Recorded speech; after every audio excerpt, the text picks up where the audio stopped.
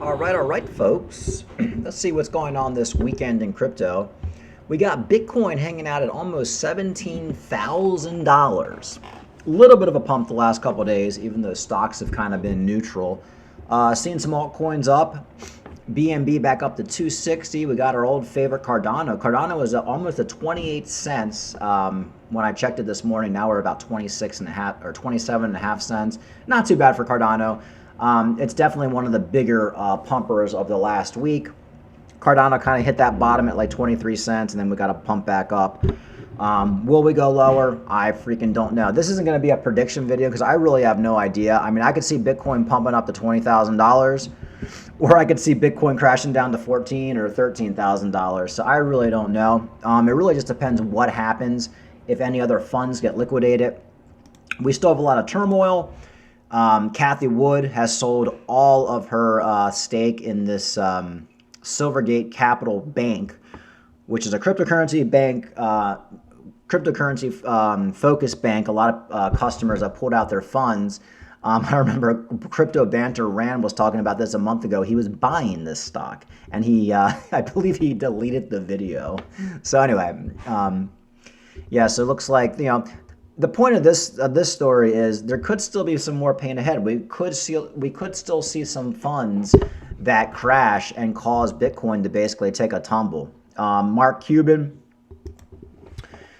very bullish on Bitcoin, but he thinks that we could have an implosion looming. He's been doing interviews for the last couple months saying we could probably go down to $12,000, $13,000 or lower. He's hoping for lower prices. And to be honest with you folks, at this point I am too. I mean, we've already come down so much. If Bitcoin comes down to $10,000, it'll almost be like a gift from God.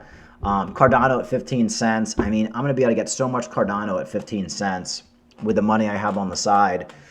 It just, I mean, I know it's going to hurt. I know it's going to suck. I know it's going to be like, oh my God, because everything going on in the world, or at least in the crypto world, that would lead to that to happen will be depressing, but such an opportunity, but we'll see. I honestly have no idea. I could see Bitcoin pumping from now, or I could see it dumping. I'm not going to pretend to know.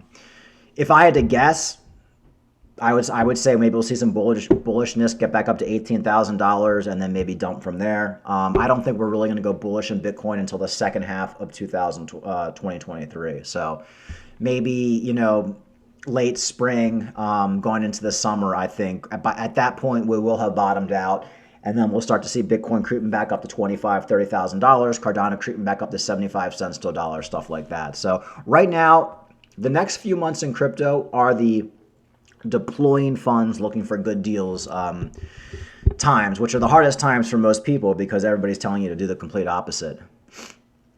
All right, let's see what else is going on. A little bit of Theta news. I just want to say, Theta, whatever people want to call it. Theta, doing absolutely amazing. Theta's back up to 76 cents, which, I actually thought Theta probably wouldn't go too much lower than $1, but it did. But they're coming out with updates left and right. Found this article on top 6 metaverse coins, and Theta, I believe, was number 3. So, YouTube, Netflix, Amazon Prime, and Twitch are the titans of video streaming operated by centralized companies wielding great power. But Theta, a blockchain that's purpose is for video streaming. It aims to decentralize video streaming, operating peer-to-peer video delivery network. The company promises are like many metaverse businesses' plans: reduce costs, transfer power from companies to the masses, and eliminate intermediaries. According to Theta, this vision would give a bigger piece of the pie to content creators and make video cheaper for consumers. Right now, most content creators are on YouTube. Of course, they're paid in US dollars, whereas in Theta, content providers are paid with that T-fuel. But what's going to happen, in my opinion, is eventually most people will move over to Theta. It might not be for another couple years, but I think that's going to be the big push where Michelle White Dove, who was a psychic who actually passed away recently, she was calling for Theta. She actually got me into Theta and a lot of other people. She was calling for a $1,000 Theta, and everybody thought that was crazy. She made that prediction when Theta was 5 cents. Then we got up to $16, and then of course now we're back down to 75 cents. I think that's going to be the big push where people get sick of YouTube, they get sick of the centralized players, and they look for decentralized places to basically share their video and to become content creators. And they're going to be paid with the Theta Cash, or not Theta Cash, well, the T Fuel and the Theta token. So I think it's coming. They have a ton of partnerships, rocking and rolling in this bear market. They just had that big upgrade in December. Of course, it didn't pump the price very much, but you know, we're in the pits of a bear market, so not much will. So, you know, I'm just looking to buy, you know, cheap Theta and cheap Cardano at this point, and cheap Bitcoin, and I think we're going to do very, very well. Everybody doing that in the next couple years. So I haven't given up on Theta, but I also want to talk about some metaverse coins. You know, I was in a lot of metaverse coins on KuCoin. A lot of them pretty much went to shit. I actually cashed out a bunch of them and I bought Hex. So I'm in Hex right now, and the only two metaverse coins that I hold right now are Theta, which is more of like a higher cap metaverse coin, but then in Vulcan Forge. I've been in Vulcan Forge for a long time now, probably over a year. I think I got in initially when it was like $20. Now it's down to $3. But I've been cost averaging all the way down. I picked up a ton at like $3.50 a couple weeks ago. Now we're at about $3, but this is a metaverse project that I do believe in. I think they're putting out updates. They're basically developing still in this bear market, and I think they're going to do very, very well. I think we're probably going to see a $200 Vulcan Forge at the height of the next bull market. I think they're at $3 right now. Let me see. Yeah, well, 306 right now. So actually, we're down to 290 yesterday. So it's very, very volatile, but I think Vulcan Forge is going to do very, very well over the next couple of years. Of course, it is, you know, if you look at this chart, it is extremely volatile. We're all the way up to like, you know, $17, and then of course, you know, we're down here. But I've been buying I started buying this thing in the bull market, and because I thought I had some more room to go, but then of course, you know, I've been cost averaging all the way down. But I think it's probably time now. I haven't talked too much about metaverse coins other than Theta for the last 6 months because I didn't want people to get wrecked. But I think we're at that moment now where you can really start nibbling in some of these projects. And I think Vulcan Forge, if you're looking for a lower cap coin that's been around for a couple years and has a lot of potential, I think Vulcan Forge, PYR, is basically a good place to start. And at $3, I just don't know how it's not going to be, you know, at least $50 to $100 by next year. I really don't. And I think we might even see a high of $150 to $200 going into 2025. Could be wrong, but you know, if it goes up to $50, I'll be very, very happy too because I bought a shit ton at $3. But I think $100 is pretty much a no-brainer. So yeah, a little bit of metaverse talk. Also, continuing on the metaverse to possibly create $5 trillion in value by 2030 in this McKinsey report. The success of metaverse will rely on a greater focus on maximizing the human experience aimed at delivering positive experiences for customers. You know, Facebook has been really big into the metaverse, and they actually, I think, got in a little bit. They put a little bit too much in too soon. I think they're kind of ahead of their time, and of course, their stock has basically cratered. But I do think metaverse is the future. I think that's where people are going to be hanging out. I think that's where people are going to be playing their video games. And I think it's, you know, I think we're in this bear market right now. So a lot of these metaverse coins, cryptos, have completely crashed. But I think next bull market, a lot of these metaverse projects, including Facebook, are going to do very, very well. Because you can't deny that everybody, I mean, the metaverse is very, very popular. You know, it is kind of a niche right now. You know, I have my VR headset back there, and sometimes I play around on it. But eventually, you're going to see people taking meetings in the metaverse. You're going to be going out on dates on the metaverse. You're going to be meeting people and doing all sorts of things in that fake metaverse environment.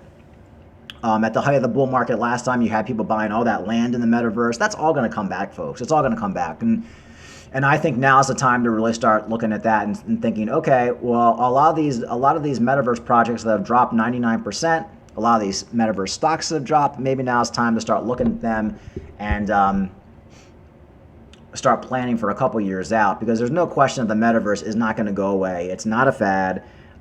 It's going to be popular, no doubt. All right. And that's pretty much it, folks. You know, Bitcoin's pretty much been here for a while. The one thing interesting is Bitcoin pretty much hanging out, even though stocks were dumping last week. Bitcoin just doesn't want to go break above that 17,000 right now. The good news is, and the one thing I've been trying to say is, even though Bitcoin's hanging out at 17,000, a lot of these altcoins have pumped. And yeah, they're still down. I mean, it's still embarrassing. We still have a Cardano at 27 cents. I'm not going to pretend that's like a great thing, you know, But some of these coins are interesting. Like if you were in Polymatic at the right time, you're not even down that much. Like even if you bought Polymatic at almost $3, you're basically at 80 cents right now. That's not that bad. Litecoin as well. Litecoin went down to $50 and it's been hanging out at about $75, $80 for the last couple months. So some of these coins may have already hit bottom and they've gone up, and some of these other coins just haven't caught up yet. Even Dogecoin is still hanging out at like 7 or 8 cents. So there is a lot of positivity in the market right now with this price action. Even Solana's still hanging out at $13. I thought we'd be lower by now. So what might happen is, if we don't get some horrible thing happen like in the next couple of weeks where another fund completely goes under and they have to dump a bunch of Bitcoin, I think we could see a little bit of a rally before we go a little bit more bearish in the coming months, and then basically pick it back up in the second half of 2023. But it's all a guess at this point. There's really not that much going on. I'm just basically, even trying to find news for this video, I'm just basically like, okay, well, I'm buying metaverse coins. Okay, I've been doing that. I've been buying metaverse coins for the last 6 months. I just haven't talked too much about it on my YouTube channel because I really don't want people telling me, like, oh, you said buy Vulcan Forge at $4 and now it's $3. Like, because you just don't want to deal with any of that. So, but now I think it's the time to start nibbling in a lot of these things if you're kind of new to the market. But folks, crypto is risky. Anything could happen. It could all go to zero. I don't know. But statistically, these bear markets usually last about 1.5 to 2 years, and we've been in this bear market now for over a year. So if you're sitting around waiting for like an $8,000 Bitcoin or a $10,000 Bitcoin or a $12,000 Bitcoin, there is a possibility you're not going to get it, and then you'll be buying Bitcoin at $25,000, $30,000. And if you're buying Bitcoin at $25,000, $30,000, that most likely means you're afraid to buy some of these altcoins too. So instead of buying Cardano at 27 cents, you might be buying it at $1. And that's a big difference. Buying Cardano at 25 cents versus $1, that's a big difference. It really does make a big difference when you cash out in a couple years.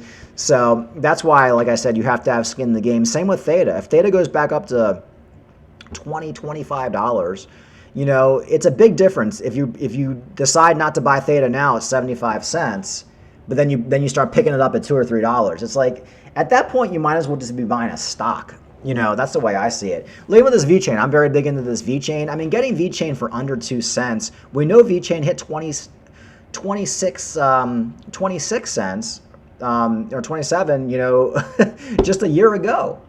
So how is this not a good deal? 1.5 cents, and it had a high of 26. I mean, it's like a no-brainer not to start nibbling in some of these coins, because VeChain is the kind of coin, it could be 4 cents in 2 weeks. It could go back up to 4 cents, and then you miss giant gains because you were scared. So I'm not saying go all in now. Like I always say, just nibble. But you want to be just think in the back of your mind, this could be as low as we go. Not guaranteed, but there's a 50-50 chance for these altcoins, this is as low as we go. You gotta start nibbling. Anyway, like and subscribe, folks. Have a good day.